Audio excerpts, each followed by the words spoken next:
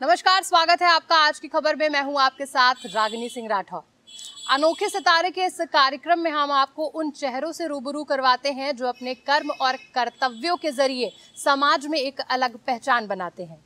आज हमारे साथ ऐसा ही एक अनोखा सितारा यहाँ पर मौजूद है जिसने निराश्रित पशुओं और बेजुबानों की काफी सुरक्षा करी है, उनका रखरखाव किया है। हमारे साथ प्यारे पंजे की फाउंडर खुशबू सिंह यहाँ पर मौजूद है। आइए जानते हैं उनसे उनकी दास्तान।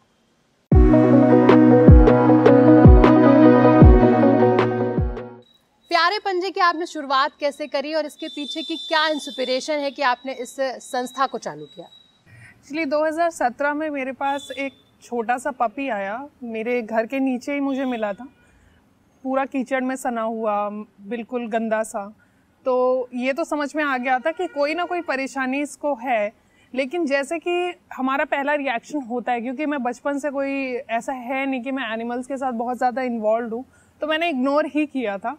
पर मुझसे ज़्यादा देर तक उसे इग्नोर मैं कर नहीं पाई और मैंने वापस से आकर उसे देखा तो वो फिर से उसी पोजीशन में वहाँ बैठा हुआ था। मैंने उसे उठाया, अपने घर लेकर आई और फिर हमें रियलाइज़ हुआ कि वो पैरालाइज्ड है, उसके दोनों पीछे के पैर काम नहीं कर सकते हैं। तब भी प्लान यही था कि ठीक है, ट्रीटमेंट करा देंगे। ट्रीटमेंट कराने के बाद में उसको वापस से छोड़ देंगे, वो स्ट्रे है तो सड़क पर ही रहेगा। लेकिन 6 महीने तक ट्रीटमेंट कंटिन्यूशन के बाद में हमें डॉक्टर ने क्लियर कर दिया कि इसका पैरालिसिस ठीक नहीं हो सकता है। अब वो 10-15 दिन का पपी था जब हमारे घर आया था। फिर उसके साथ में एक लगाव भी हो गया, पूरी फैमिली का, मेरा खुद भी। और साथ ही साथ वो पिक्चर वापस से दिमाग में आ गई कि अगर छोड़ेंगे तो उसी स्थिति में तो वापस चला जाएगा, क्योंकि इसके पीछे के पैर काम नहीं करते हैं। तो उसने ही हमें ना एक नई दुनिया दिखा दी, क्योंकि उसकी जब हेल्प कर रही थी मैं, तो मैंने रियलाइज़ किया कि he is not the only one. अभी तक नहीं देखा, आंखें नहीं खुली थी तो कुछ दिखाई नहीं दे रहा था, लेकिन जब खुली तो चारों तरफ उसके जैसे बच्चे दिखने लग गए, और भी तकलीफ़ें दिखने लग गई, गायों की दिक्कतें दिखने लग गई, और भी जानवर जितने भी हैं। तो जुड़ाव होता चला गया और ये सफ़र शुरू हो गया। तो आपने इस सफ़र की शुरुआत एक छोटी सी घटना से करी जिससे आप इतना इंस्पायर हुई। अब तक आपने इस प्यारे पंजे, जैसे आपने कहा कि 2017 से आपने इसकी शुरुआत की, तो इस संस्थान की जो शुरुआत है वो आपने 2017 से करी या फिर कहे कि ये सिलसिला कब से चला? नहीं, तब से तो मैं सिर्फ पर्सनली ही कर रही थी। एक डॉग को घर ले आए हैं, उसकी परवाह कर रहे हैं, केयर कर रहे हैं, उसे जो मेडिकेशन हेल्प चाहिए, क्योंकि हमें तो कुछ भी नहीं पता था, हमें ये भी नहीं पता था क्या खिलाते हैं। आप बिलीव नहीं करोगे, मैंने उसको पहला मील क्या दिया था, उसको मैंने मीठे में गुड़ खिला दिया था, और मुझे बाद में पता चला डॉग को तो मीठा ही नहीं देते हैं। हाँ। तो कुछ भी आइडिया नहीं था। ये सब सिलसिला चलता रहा। 2020 का कोविड आया, उसमें जब और परेशानियां देखी, डॉग्स को फीड कराना शुरू कर दिया जो स्ट्रे डॉग्स बाहर थे। जानवरों पे क्योंकि सबसे ज़्यादा परेशानी आई थी, लोग बाहर निकल नहीं रहे थे तो उनको खाना मिल नहीं रहा था। पर जब ये देखा ना कि क्रुएलिटीज़ भी बहुत तरीके की हैं, साथ ही साथ इनको चलो खाना तो फिर भी ये लोग अरेंज कर लेते हैं, लेकिन मेडिसिन हेल्प वो कहीं से नहीं हो पाती है, और ज़्यादातर लोग इग्नोर ही करते हैं। जो मैंने कहा ना, पहला रिएक्शन मेरा भी इग्नोरेंस ही था, क्योंकि हमें ये सिखाया ही नहीं जाता, ये हमारी अपब्रिंगिंग में है ही नहीं, बिल्कुल भी। अपब्रिंगिंग में हम हैं खाली। तो 2020 में जब ये सब चीज़ें मैंने बहुत क्लोजली ऑब्जर्व की, तो धीरे धीरे करते हुए अभी 1 साल पहले मैंने इस संस्थान की शुरुआत की है, प्यारे पंजे नाम से। उससे पहले तो इंडिविजुअली मैं कर रही थी। हाँ, मतलब पर्सनली इन चीज़ों की केयर कर रही थी। लेकिन अगर बात करें तो जब से आपने प्यारे पंजे की शुरुआत करी, जब से आपने इसका फाउंडेशन रखा, तो अगर बात करें इस फाउंडेशन की नींव रखी, माफ़ कीजिएगा, तो इस फाउंडेशन की जब से आपने नींव रखी, तब से आप लोगों के, आपके साथ कितने और लोग जुड़े, और जब से आपने फाउंडेशन की शुरुआत करी, तो आपके साथ कितने लोग थे जब इस फाउंडेशन को शुरू किया गया? जब मैंने फाउंडेशन की शुरुआत की थी तो मेरे साथ में कोई भी नहीं था इनिशियली। तो वॉलंटियरिज्म से ही शुरुआत की मैंने। यही डिसाइड किया था कि जो भी लोग एक खुद से इंटरेस्ट दिखाएंगे, मैं उनको ये प्लान अपना पिच करूँगी और वो मेरे साथ जुड़ के काम करेंगे। तो आप बिलीव करेंगे, मेरा डे 1 था यहाँ लखनऊ में, और मैं फीडिंग के लिए निकली, और मेरे साथ में एक कुणाल नाम है उनका, वो हमारे साथ वॉलंटियर है। तो वो मुझे मिल गए और उन्होंने अपना इंटरेस्ट दिखाया। उन्होंने कहा कि मुझे पता ही नहीं था कि लखनऊ में ना ऐसा कुछ पॉसिबल भी है। तो वो ही उनका रिएक्शन था जिसने मुझे इंस्पिरेशन भी दी कि मैं क्योंकि ओरिजिनली मैं दिल्ली से हूँ। अच्छा, तो उसी आप दिल्ली से इंसिडेंस, हैं? हाँ जी, मैं दिल्ली से हूँ। तो उस इंसिडेंस ने मुझे ना इंस्पायर किया कि मुझे लखनऊ में आकर काम करना चाहिए, बिकॉज जहाँ इतनी जागरूकता की कमी है कि एक डॉग लवर है बट उसको सरप्राइज हो रहा है कि फीडर भी एग्जिस्ट करते होंगे क्या लखनऊ सरप्राइजिंगली में। ये भी बहुत ज्यादा सरप्राइज है कि आप लोग सोचते हैं कि वो अलग किसी सिटी में जाकर वहां पर अपना ऑर्गेनाइजेशन चलाए, अपनी संस्था की नींव रखे, लेकिन आप दिल्ली से यहाँ आकर लखनऊ राजधानी जो है उत्तर प्रदेश की, वहां पर आके आपने नींव रखी। इसके पीछे की वजह क्या है? रागिनी, आप दिल्ली जाओ, ठीक है, आपको हर गली मोहल्ले में ना डॉग क्लिनिक्स भी मिल जाएंगे जो प्राइवेट क्लिनिक्स हैं।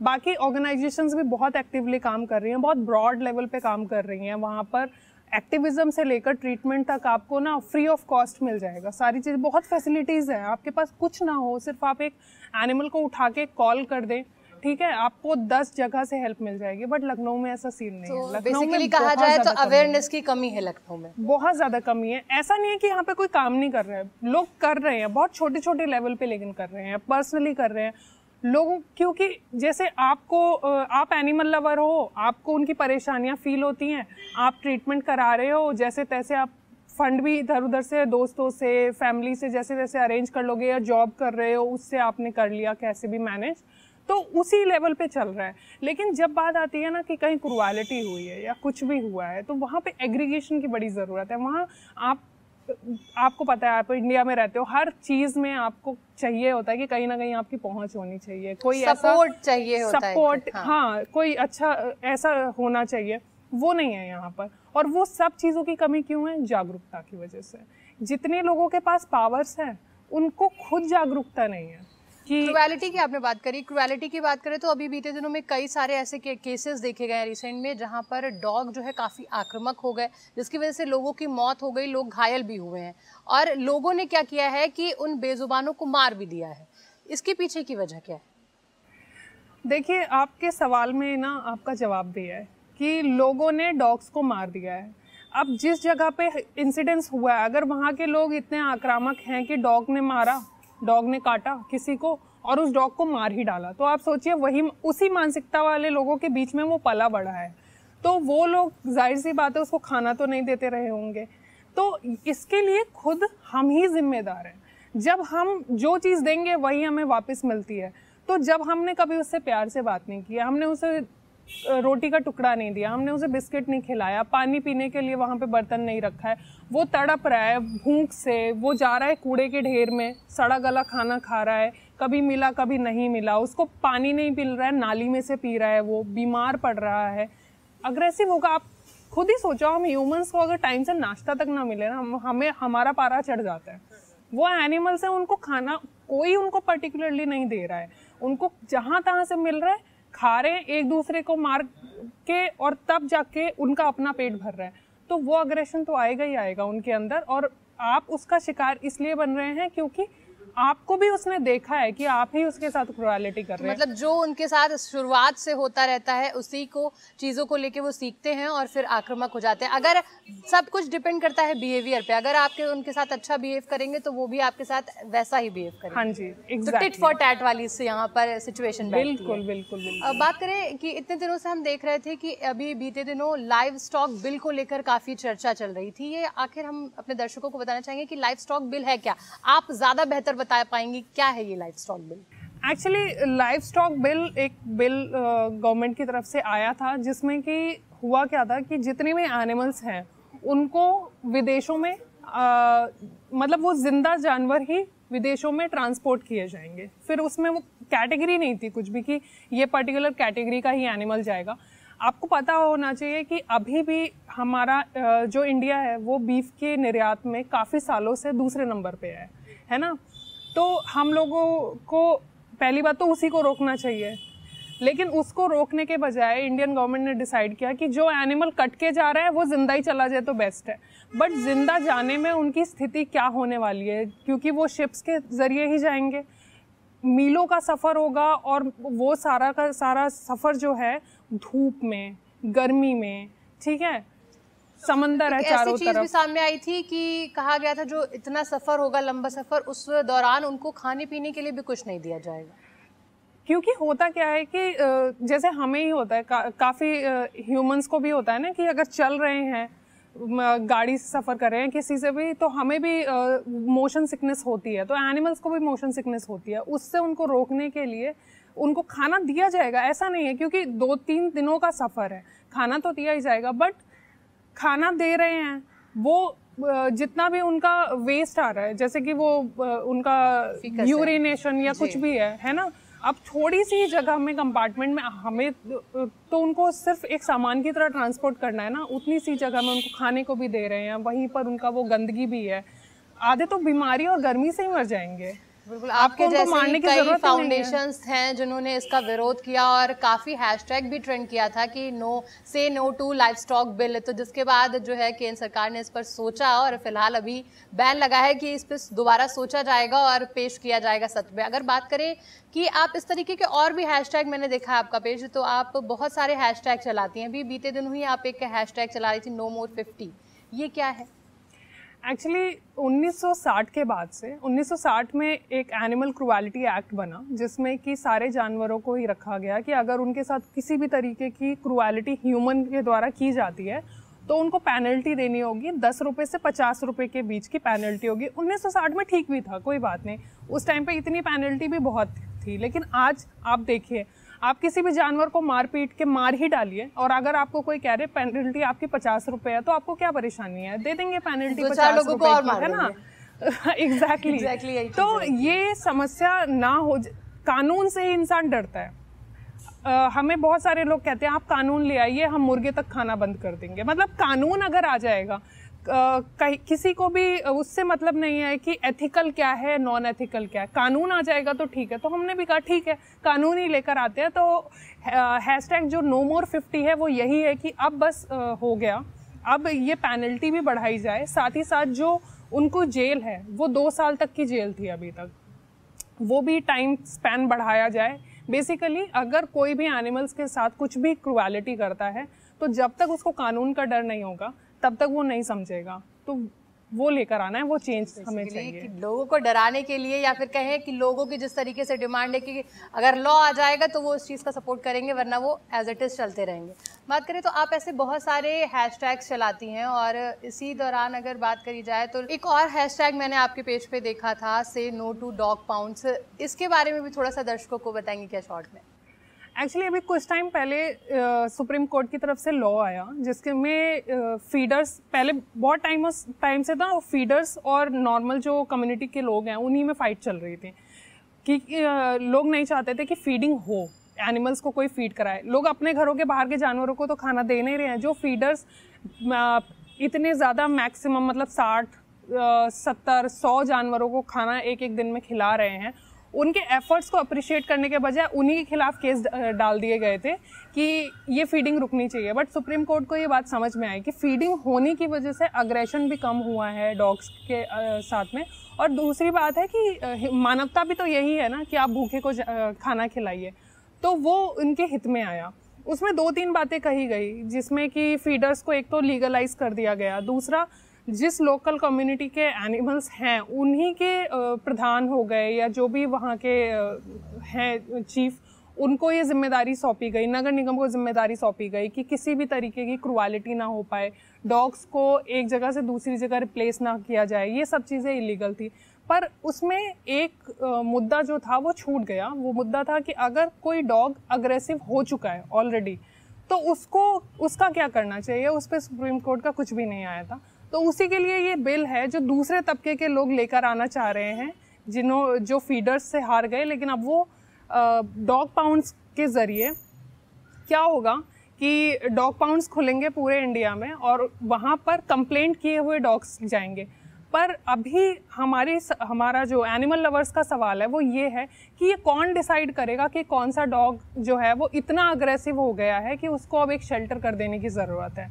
क्योंकि सड़क डॉग्स के रहने की जगह है, वो फ्री रहेंगे तभी मतलब वो उनका हक है, बेसिकली वो उनकी जगह है। उनको उनके घर से हटा के आप 4 दीवारी में बंद कर रहे हो, ये तो जेल करने वाली बात हो गई ना। और गलती क्या है उनकी, आपने खाना नहीं दिया इसलिए वो अग्रेसिव बने, इसलिए आपने उनको ले जाके जेल में बंद कर दिया, है ना। इससे तो कहीं कोई परेशानी सॉल्व नहीं होगी। कितने डॉग्स आ जाएंगे, कितनों को आप बंद कर दोगे जाके? बिल्कुल, बहुत सारी चीज़ें हैं जो क्रुएलिटी की अगर बात करें, अगर हमने ह्यूमंस का ही कई बार ड्यूअल नेचर देखा है कि एक तरफ तो वो बहुत सारे जानवरों का, बेजुबानों का मांस खाते हैं, उनका नॉनवेज खा कर देखा ही है कि अपना देश कितना ज़्यादा नॉनवेज खाता है। वहीं दूसरी तरफ उनका ये दिखता है कि एनिमल लवर भी हैं वो, और एक तरफ वो नॉनवेज भी खा रहे हैं। तो ये ड्यूअल नेचर ह्यूमन का दिखता है, तो उसको क्या कहेंगे आप? टेस्ट बर्ड्स कह सकते हैं। देखिए, ज़्यादातर जो खाना था पुराने टाइम में अगर देखा जाए तो वो रीजनल वाइज था। जहाँ पे जो चीज़ इजीली अवेलेबल है वहाँ पर वो खाई जाती थी। अब समुद्री इलाकों में आप देख लीजिए, कुछ उगेगा ही नहीं, बाढ़ आ जाएगी, पानी ज़्यादा भर जाएगा, वहाँ के इलाके के लोग क्या खाएंगे? तो जी ठीक है, मछलियों पे डिपेंड कर लिया करते थे वो लोग, है ना। पहाड़ी जो लोग हैं वहाँ पर कुछ उग नहीं रहा है, कुछ भी नहीं हो रहा है, तो ठीक है, वो लोग वहाँ के जंगली जानवरों को खा लिया करते थे क्योंकि ट्राइबल लोग हैं ज़्यादातर। बट आप मैक्सिममली जो इंडिया का एरिया देखेंगे वहाँ पर सब कुछ अवेलेबल है, वेजिटेशन अवेलेबल है वहाँ की। और ज़्यादातर लोग जो हमारे एंसेस्टर्स थे वो वेजिटेरियन ही थे, है ना। हमारे यहाँ पर जो महावीर को जैनी जो लोग होते हैं, आप देखोगे कि वो लोग तो कम्प्लीटली वीगन है। वो तो एनिमल से कुछ भी अगर उनको प्रोडक्ट आ रहा है तो वो नहीं खा रहे हैं, वो तो बहुत टाइम से ही वीगन है। तो वीगन मुहिम चलाई जा रही है इस टाइम पे बहुत ज़्यादा, इसीलिए कि टेस्ट बर्ड्स को ध्यान मत दीजिए, उसकी वजह से कितनी ज़्यादा एनिमल क्रूएलिटी हो रही है। पॉटरीज खुली हुई हैं, मतलब जो मुर्गे, ठीक है पहले तो हुआ करते थे ना जानवर, अपने आप हो रहे हैं, फिर उनको मारा खाया जा रहा है। एक वो आप समझ लो कि आज की डेट में क्या है कि उनको उसी पर्टिकुलर पर्पज से पैदा किया जा रहा है, क्योंकि कंजम्पशन इतनी ज़्यादा बढ़ गई है, मार्केटिंग इतनी ज़्यादा हो रही है। तो गलत तो है ही, लेकिन जाहिर सी बात है कि वो लोगों की अपनी पर्सनल चॉइस भी है कहीं ना कहीं कि आपको क्रूएलिटी दिख रही है या आप उसको इग्नोर करके सिर्फ अपने टेस्ट बर्ड्स के बारे में सोच के और काम कर पा रहे। सेल्फिश भी बहुत हो गया ह्यूमन। अगर बात करी जाए कि जिस तरीके से इतने सारे बिल्स आए, सारी चीज़ें हम लोगों ने करी, आपने देश की बात करी, नागालैंड की बात करी, बीते दिनों नागालैंड में भी चीज़ें चल रही थी और डॉग के मांस को लेकर पहले सुप्रीम कोर्ट ने उसको बैन किया और फिर बाद में ये कह दिया कि नहीं, बैन करने के लिए नहीं है, और फिर दोबारा से वो उसको बैन हटा दिया। तो ऐसा क्यों हुआ? एक्चुअली वहाँ पर 3 साल पहले वहाँ की गवर्नमेंट ने बैन किया था। दरअसल उसमें कोर्ट का कोई हस्तक्षेप नहीं था। डॉग्स को नागालैंड की जो जनता है वो बहुत समय से खाती आ रही है, जैसे कि और जगहों पर और तरीके के एनिमल्स खाए जाते हैं, वैसे वो डॉग्स को खाते हैं। मतलब वो एथिकल अनएथिकल से हटकर है उनका, क्योंकि उनके एंसेस्टर्स ही खाते आ रहे हैं वो लोग वो मांस। उनके लिए वो सिर्फ मांस है, वो डॉग नहीं है। अच्छा, बाकी सारी जनता को परेशानी इसीलिए हो रही है क्योंकि डॉग के साथ में हर किसी का एक इमोशनल जुड़ाव बहुत ज़्यादा है। तो डॉग के कटने पे तकलीफ हो रही है, कहीं भैंस कट रही है या मुर्गा कट रहा है, बकरा कट रहा है, तो वो तो ऐसा लगता है ना कि कटने के लिए तो पैदा हुए थे, कट रहे हैं, इट्स फाइन कम्प्लीटली। तो वहाँ पे क्या हुआ था कि वहाँ की जो सरकार थी उनको ये चीज़ नहीं पसंद आई थी। उनको लगा कि नहीं, डॉग्स तो कम्युनिटी का हिस्सा होते हैं, पालतू होते हैं, इनको नहीं काटा जाना चाहिए, उन्होंने बैन कर दिया था। लेकिन जब वहाँ की जनता ने अपील की तो जो हाई कोर्ट है गुवाहाटी का, उन्होंने इस अपील को मानते हुए ये कहा कि या तो आप खाद्य अधिनियमों में चेंज लाइए कि क्या खाया जाएगा क्या नहीं खाया जाएगा, उसकी क्राइटेरिया को फिक्स कीजिए। अदरवाइज अगर यहाँ की ट्राइबल जो जनता है वो खा रही है तो वो उनकी चॉइस है, उस पर ये किसी नियम के अंतर्गत आता नहीं है। तो जब नियम ही नहीं है कोई, तो फिर जाहिर सी बात है कि वो बैन हट गया। तो कुल मिला के बेसिकली लोग ये है कि ये चाह रहे हैं कि नियम आ जाए इस चीज़ को लेकर, उसके बाद ही वो इस चीज़ को फॉलो करेंगे। हम प्यारे पंजे की अगर बात करें तो प्यारे पंजा नाम कैसे पड़ा? क्योंकि बहुत प्यारा नाम है प्यारे पंजे, और डॉग लवर और स्ट्रे डॉग्स की बात है, बेजुबानों की बात है, तो फिर बात करी जाए तो इतना प्यारा नाम आया कहाँ से? पता नहीं, आई डोंट नो, इसका कोई पर्टिकुलर स्टोरी नहीं है। बेसिकली हमें कोई नाम चाहिए था और जहन में बस यही आया कि शुरुआत क्योंकि एक डॉग से ही हुई थी, तो मैंने, और क्योंकि उसके पास चारों पंजे सही सलामत नहीं थे, तो बस प्यारे पंजे से शुरुआत कर दी। और प्यारे पंजे ने अब तक जो है कितने ऐसे बेजुबान हैं जिनको रेस्क्यू किया है, और क्या ऐसे हुए हैं कि कई जो जानवर हैं बेजुबान वो मरे भी हैं? मैंने ऐसा भी देखा है कि उनकी डेथ हो गई है, पर ऐसे बहुत सारी चीज़ें। तो क्या उनके जब इलाज हो रहा था उस दौरान हुआ ऐसा, या आप लोगों ने जब उनको रेस्क्यू किया तब वो ऐसी स्थिति में पाए गए? इसलिए रागिनी बहुत बुरी स्थिति में हमने रेस्क्यूज किए हैं।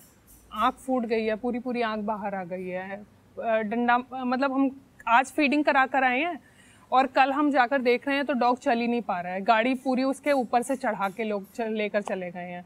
तो इस तरीके के रेस्क्यूज तो हम घर पर लेकर आते हैं, उनका इलाज करवाते हैं, सर्जरीज करवाई हैं उनकी, फॉस्टरिंग घर पर किया, 2-2, 3-3 महीने अपने घर पे रखा है मैंने, क्योंकि मेरे पास अभी कोई शेल्टर नहीं है, तो घर ही मेरा शेल्टर है, घर पर ही मैं डॉग्स को लेकर आती हूँ, फॉस्टर करती हूँ।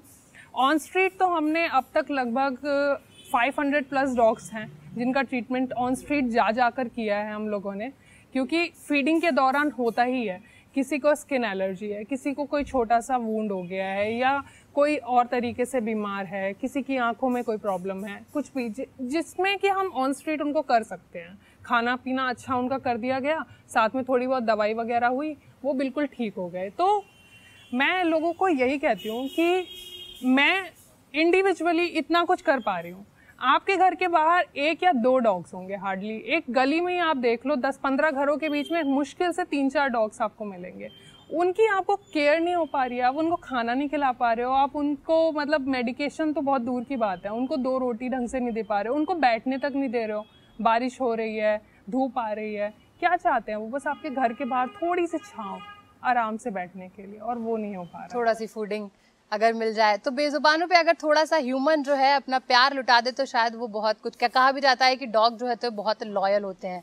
अगर बात करें तो ये मुहिम जो है आपकी प्यारे पंजे की, वो कहाँ तक जाने वाली है और आप आगे आपने अब तक क्या सोचा है और इसके लिए? मेरी पूरी लाइफ डिवोटेड है, मैंने डिसाइड, एक्चुअली प्यारे पंजे शुरू ही नहीं होता अगर मैंने इस चीज़ के लिए अपनी लाइफ को पूरा डिवोट नहीं कर दिया होता, वरना तो चल रहा था, वो इंडिविजुअल फीडिंग चल रही थी, सब कुछ ही चल रहा था। लेकिन इतनी परेशानियां हैं ना, और लोग इतने कम जागरूक हैं, आप देखोगे 100 के बीच में ना 1-2 लोग आपको मिलेंगे जो कम्प्लीटली जागरूक हैं। अदरवाइज कोई डॉग लवर है खाली, कोई गाय को प्यार करता है बस, या मतलब लोग ना परेशानियां भी नहीं समझते हैं, उनके एक्शंस का क्या रिएक्शन होता है, एनिमल्स की उनको क्या नीड है, किसी चीज़ मतलब जानकारी है ही नहीं लोगों को। तो जागरूकता के लिए भी पूरी लाइफ मेरी डिवोटेड है। प्लस जब तक ये परेशानियां ऐसी ही रहेंगी, जब तक नियम नहीं आ जाते कड़े, जब तक हर कोई ये सीख नहीं जाता कि हमें अपने कम्युनिटी एनिमल्स के साथ कैसे रहना है, तब तक तो मैं यही काम करती रहूंगी। अलग अलग तरीके लोगों से क्या अपील है, आप हमारे चैनल के माध्यम से लोगों से क्या ऐसी अपील करना चाहती हैं कि बेजुबानों के लिए आपकी तरह तो नहीं कर सकते क्योंकि आप एक अनोखा सितारा है, लेकिन दर्शकों से क्या अपील करना चाहेंगी कि वो बेजुबानों के लिए क्या करें?